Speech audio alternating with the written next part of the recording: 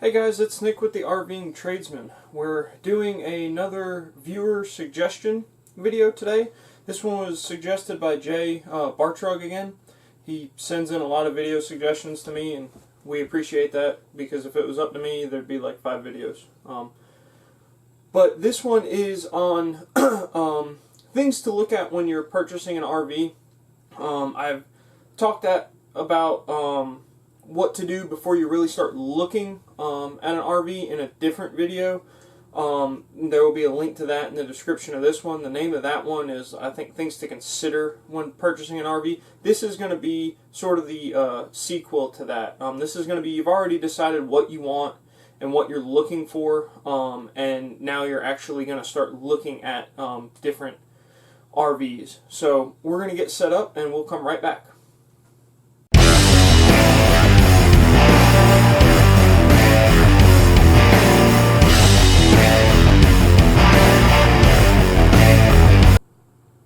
Alright guys, so like I said, this is things to look at when you're getting ready to purchase an RV. So like I said, this is going to be, you've already decided what you want, you've already sort of narrowed it down to maybe one model or a couple of models, and you're ready to go look at them and determine which one is going to be the one that you take home with you. First off, we got to do a little bit of house cleaning at the top of the video. Again, thank you to Jay for sending this video in to us. Thank you guys for sharing the channel out there. It gets a little bit bigger every time I get on the computer and check it, and that's a good thing. You guys seem to be using the Amazon link, so continue to use that. As always, that'll be in the description of the video. And if you're a new viewer, please, like, comment, share, subscribe to the channel if you aren't subscribed to it.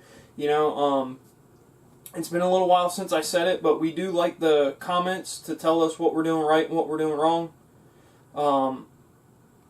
And they really let us know what direction that we need to head in for you guys, so continue to do that.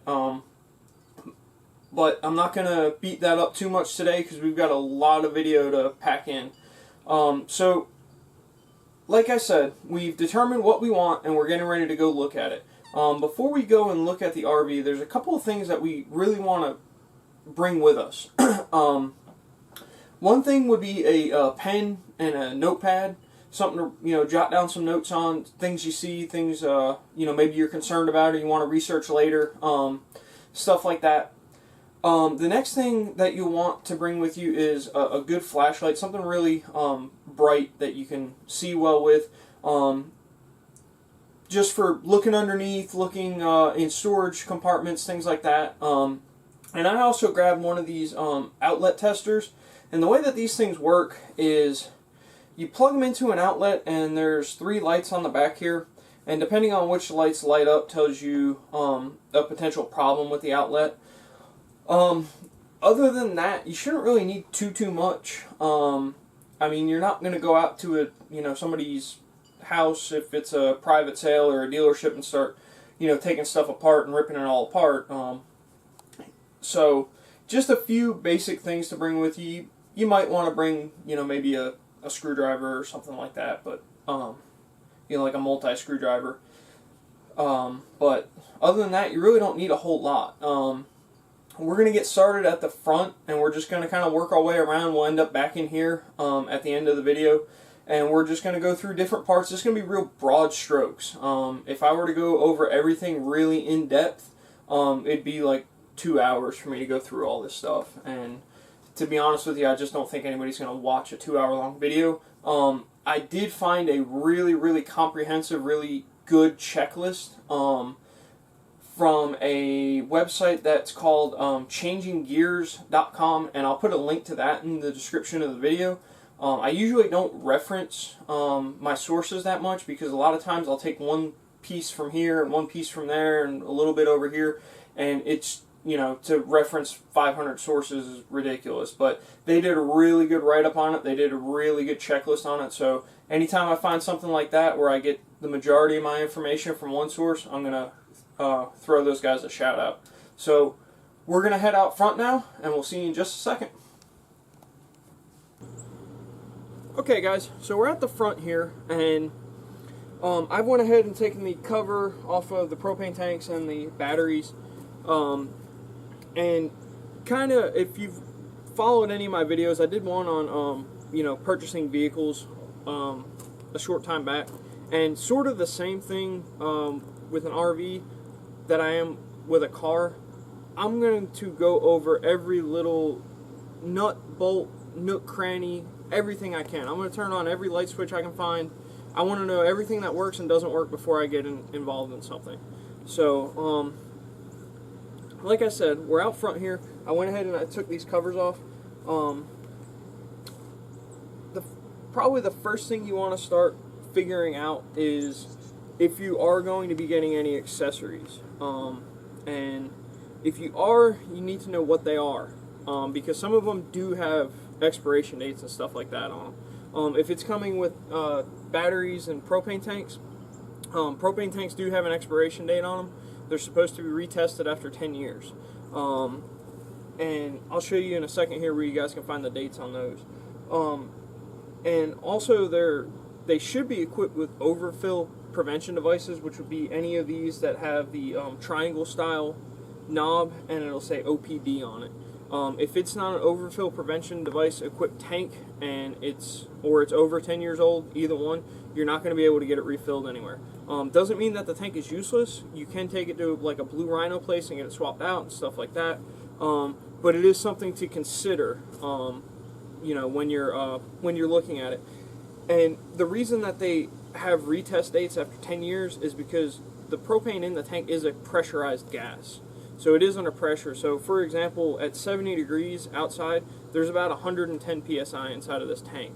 So that's sort of a DOT rule for taking it up and down the road. They don't want it going into a tunnel and exploding or something like that, because that would be bad. Pretty much the worst place you could ever have some sort of catastrophic event would be a tunnel, because there's only one way in and one way out, and it makes it very hard for emergency personnel. Okay, so the next thing that you want to look at, or the next thing I'm going to look at anyway, is the battery on the front here. And you want to look at the date on the battery, and if you look at the battery, there should be two little circles that are popped out, and that'll tell you the month and the year that the battery was installed. Batteries typically last about 5 to 7 years, so if you're getting to the end of that lifespan, if the battery is already 7 years old and you're looking at it, that may be something you want to talk about later during negotiation of price, that I'm going to have to throw a battery in it or something like that. That's not to say that a battery can't last more than 7 years. I don't want 500 comments telling me that my battery lasted 10 years on something I don't care. Also, when looking at the battery, I always look at, are the terminals greased and clean? If the terminals are nice and clean and greased and everything like that, it's an indication that somebody's been taking care of it. Next, you want to test your power jack, test it up, test it down, things like that. Again, any accessories that you might be getting, if they're including a weight distribution hitch with the purchase, you want to eyeball it, see what you got, see what you're working with. How does it look? Like if I'll turn this one so you can see it. Like I've got some rust here on this, and let me turn that back so it doesn't fall.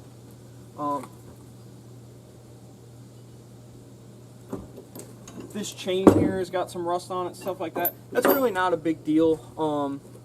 That's really just because it stays in an unconditioned space. So any humidity is going to attack it over time. If it looks like it's been sitting at the bottom of a lake for the last 2 years, I'm probably not interested in it. I'm probably going to tell the guy I really don't care about your weight distribution hitch, and you can keep it all by my own. But stuff like that.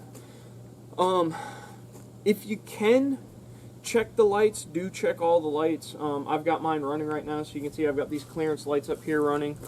I've got the ones down the side. As you're walking around, you want to look, make sure that the brake lights are on, make sure that the running lights are on, stuff like that. Same thing you would with a car. On your, if you've got a fiberglass style exterior skin, you want to look for any kind of bubbles in it. Any kind of bubble in that is going to be an indication that there's moisture getting underneath of one of your seals, and if there's any kind of moisture damage, for me personally, that's going to be, I'm going to walk on that deal. That's just me personally. If you want to undertake, take the risk on what it might be to fix it. I mean, for all I know, it could be a simple fix. It's $100, and you got a killer deal on it. It could be more money than the thing is worth too, though. You also want to take a look at all your seals. Make sure all your seals, none of those are cracked or anything like that. Make sure, also be sure to check around the lights. Actually, I'll show you down here. Check around the lights, make sure that those are sealed around the side. Make sure there's no screws popping out like that one. Let's see, I think that's about everything for the front. Check your front stabilizers while you're up front. Yeah, check the, one last thing. Check the chains, make sure the chains aren't all worn out. They don't look like they've been dragging on the ground for the last 500 miles. Stuff like that. I mean, just go over it really with a fine-tooth comb, because essentially you are buying a house. So we'll move down the side here now. You want to check in your storage, your basement, pass-through storage, whatever you want to call it. What you want to look for really is if there's lighting in there. I'm going to turn the lighting on and make sure the light works. The light's actually on the other side. There's only one on the Sonic. You also want to make sure that there's no water right inside the door here. If there's water inside the door here, it could be an indication that the seal here is not working. It's failed, or something to that effect. If you can and you've got the keys, check your locks. Make sure all your locks turn freely. Make sure that your latches open and close freely like they're supposed to. Again, check any seals around the storage.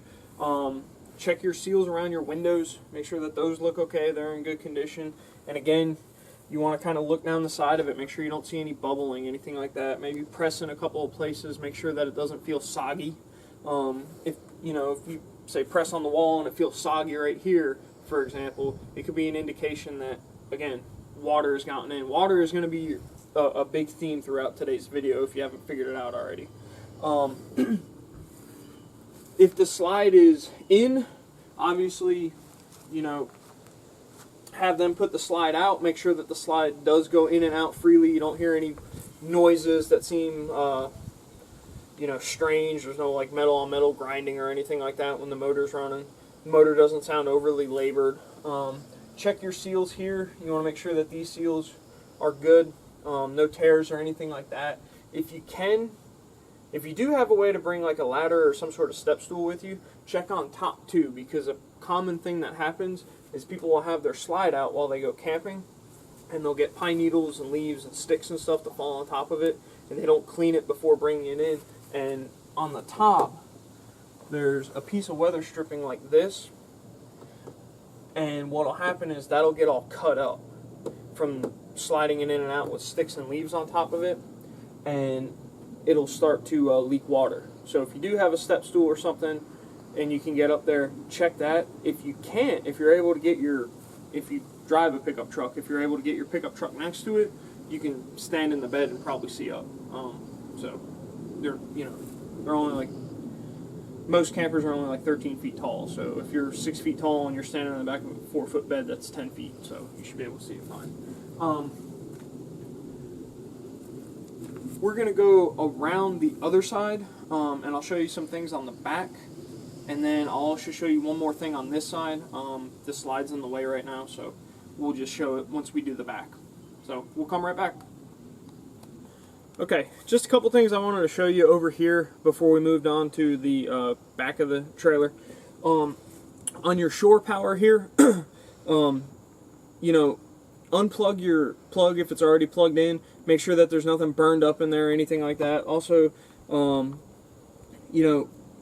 once you've gone inside and you've turned everything on, it's probably a good idea to run out here and just grab a hold of either right here or right here on the wire. Don't grab it like, real tight. Just kind of touch it a little bit at first. Make sure that it's not getting warm or anything like that. That could be an indication that there's an electrical issue. And again, that's going to be one of those things that it's up to you if you want to walk on that or not. Down here where your sewer connections are, you want to check those, make sure that the valves don't appear to be leaking or anything like that. Make sure that the handles are still there, the cap isn't missing, all that good stuff. I would open up the water heater, and if I had the option to, I would turn the water heater on. But me personally, I would open it up and see how everything looked in there. If it looks clean, there's no, wasp nests, things like that in there. It's an indication somebody's been in there, they've been taking care of it, so you probably don't have to worry too much about it. And again, if you can turn it on and make sure that everything works on it, definitely turn it on. But move it around to the back. Again, make sure everything's sealed up, all your satellite cable connections, make sure your lights work. If you are hooked up to water, check the shower, make sure the outdoor shower works. Make sure that the fridge is working. Open this up. Again, look inside there. Make sure everything looks clean. If everything's clean, again, probably an indication somebody's been in there, they've been looking at it, they've been checking it once or twice a year. So, that's good. I'm going to show you what to check on the tires real quick on the spare tire. It's just a little easier with it being mounted up like this. You want to check and make sure that, for one, you have the right pressure in it. Bring a tire gauge along with you. Make sure you have decent tread. You don't want the tread to be worn down real far to where you have to put tires on it. Or, again, at the very least, it's something you're going to want to talk about when you get to that negotiation stage of things. Also, make sure of the speed range and the load, and as well as the date of manufacture, which should be right there, I think. I think that's it. If that's not it, I'm sorry, I'm looking at it from the side here. But check those on your tires. Also check the sidewall. Make sure that the sidewall isn't cracked or anything like that. Again, it's just all indications of wear and tear. Going back to the date real quick on the tires, probably about 5 to 7 years is about what you're going to want to run on the tires. Again, that's rule of thumb. I don't want to hear 600 comments about how I got tires that are 15 years old. I don't care. So check those things on the tires. If you have more questions on tires, there'll be a link to a video I did on tires in the description. So you can check that out. Check your stabilizers in the back. And I think that's everything in the back. Before we go inside, I will say, again, if you do have a ladder that you can bring with you, bring a ladder with you to check the roof. You'll probably need at least an 8-foot ladder. And just like we did down here with all the seals, we want to check all the seals on the roof. Make sure that all those are in good condition. We don't want to see any cracks, any peeling, anything like that. We want to see nice, good, fresh looking sealant on everything. So we're going to go to the entrance side. We'll show you a couple things out there, and then we're going to go inside.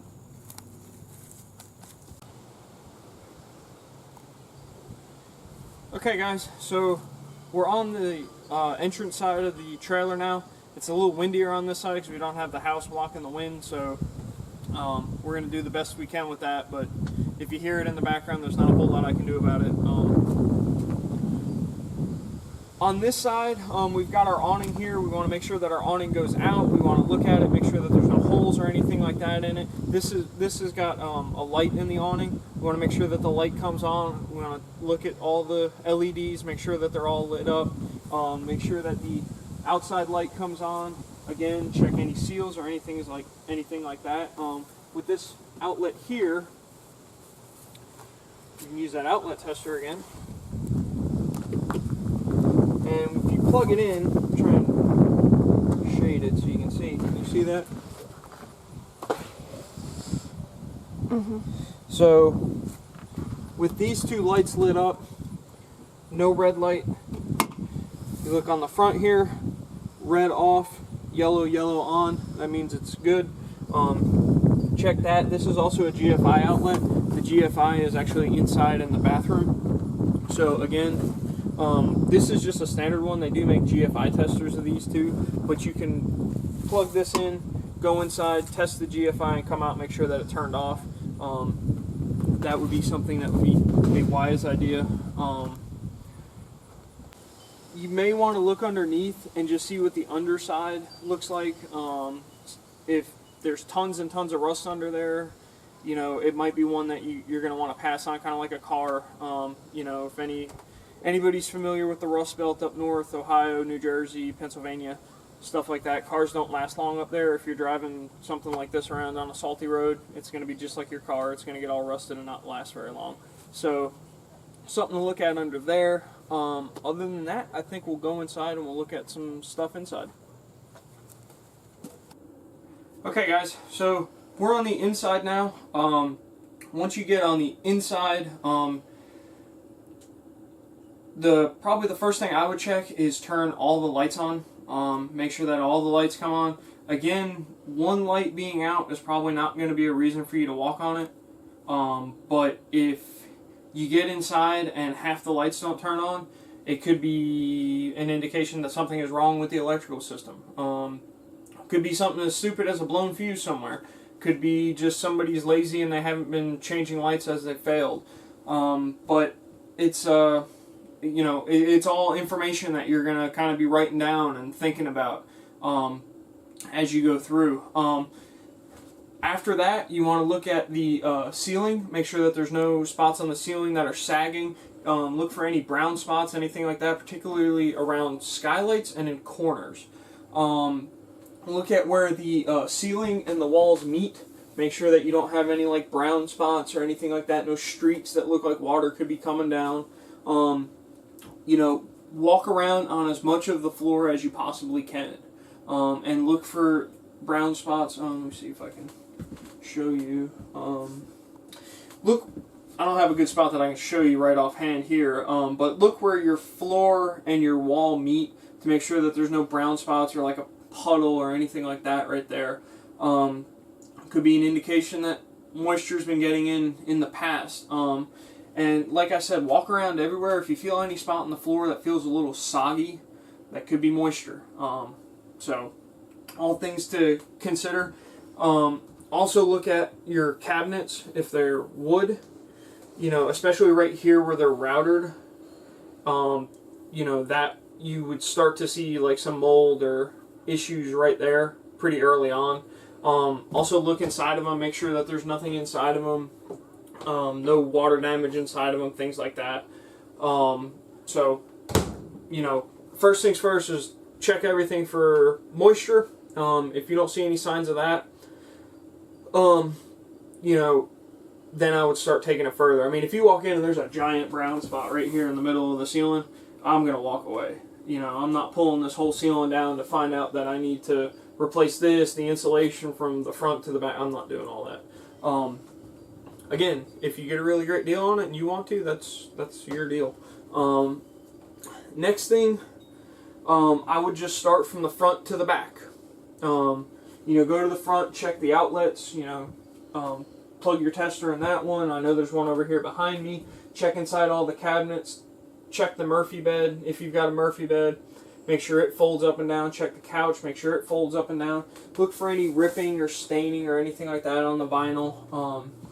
You know, pull the cushions off. Look at the back if they do that. Go through the kitchen. In a perfect world, you will be checking this in a place where you can turn literally everything on. You can turn on every faucet. You can turn on the air conditioning. You can turn everything on. If you have that ability, definitely do that. Turn the air on. Turn the heat on. You know, I don't care if it's the summertime. Turn the heat on. Make sure the heat works. Even if you're thinking about not using the heat, you know, oh, we're never going to camp in the wintertime. Something's going to come up. At some point, you're going to be like, oh, I want to go up to the mountains for the fall and see all the leaves change. And the next thing you know, you're going to find out that the heat doesn't work. So, turn all the faucets on.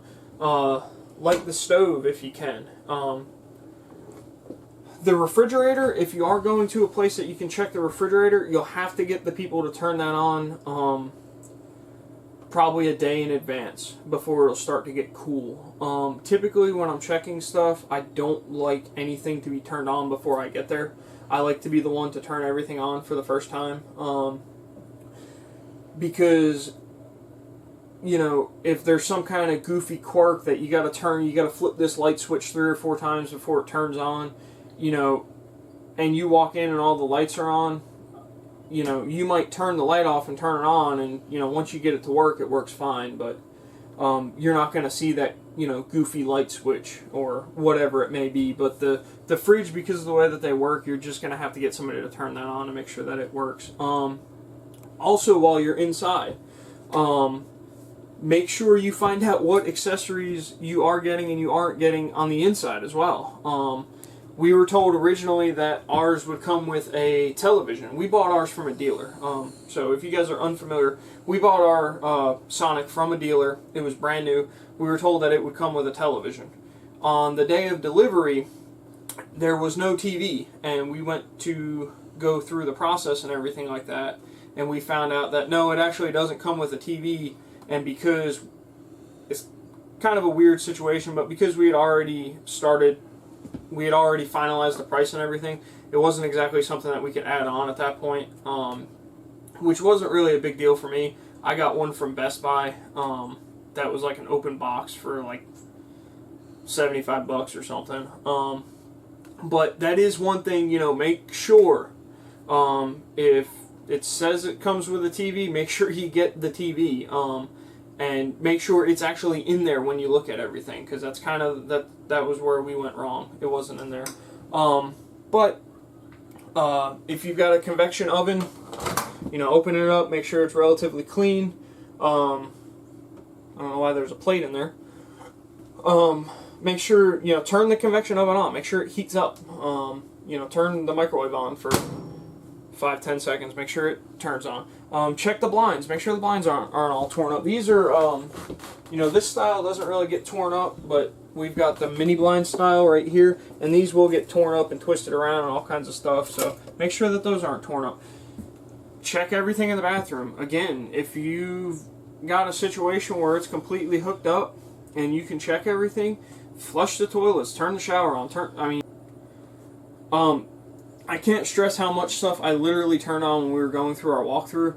I mean, Monica will tell you I pushed every single button I could find. Asked every single question. I actually at one point had the guy down here taking this cover off to show me if that motor ever failed for the slide, how was I going to get that in? So the amount of money that you spend on cars and houses and RVs and stuff like that, I don't give a crap if I am annoying the guy. I'm going to ask him every single question that pops into my head. I'm going to touch every single button. I'm going to push everything. Because it truly is an investment. If you've got a built-in radio, I know you guys can't see that right now, but if you've got a built-in radio, make sure that the speakers play inside and they play outside like they're supposed to. The last thing I think I'll touch on is 2 more things. If your smoke detectors and your carbon monoxide detectors, test those, make sure that they work. Also, you're going to want to, if at all possible, find out when the carbon monoxide detector and smoke detectors were replaced last. Carbon monoxide detectors typically last about 5 to 7 years. Smoke detectors will last about 10. So if they're outside of that range, or if the guy doesn't know, you're probably going to want to replace that, so keep that in mind. Those can be a little pricey. They're not terrible, but probably $50 to $100 range. So it's just something to keep in mind. And if you are buying a used one, you want to get any maintenance service records that you can, if they have those. If it's like certified pre-owned or anything like that, where you're going through a dealer, you want to find out anything that they might have done when they brought it in. And if you are buying new, find out how long the warranty is and stuff like that. Because it is a house. There are going to be warranty issues with them. You know, they're built fairly cheap compared to what you pay for them. And it's, you know, it's like getting a brand new house. You have to go through all the stuff that isn't going to work right and get it all fixed and stuff like that. So, I think that is everything. I know that was a lot of information and not a lot of time. If there's something I missed, feel free to put it in the comments. Feel free to let me know. I'm sure that I'll probably be doing an update on this at some point, just because of how much stuff you really, truly have to look at. And you can also take it to like a certified RV inspector too, and he or she will actually go through the thing with a fine-tooth comb and look at every single thing, test the air conditioning, test the stove, test the refrigerator, test all the lighting. You know, they're going to really go through it. I don't know what that costs. I'm sure if you Google it, though, you can find somebody in your area that can do that kind of a service for you, if that is something that you're considering. And you know what? If it's $100 or $200, it's probably worth it. You know, if it's like $2,000, you know, maybe not. I don't know. I guess that would depend on how much your trailer you're looking at costs and how often you plan on using it. But, and all, you know, I can't put a value on your state of mind either. So, that I think is all I have for you guys, though. So, as always, stay safe out there, and we'll see you guys on the next video.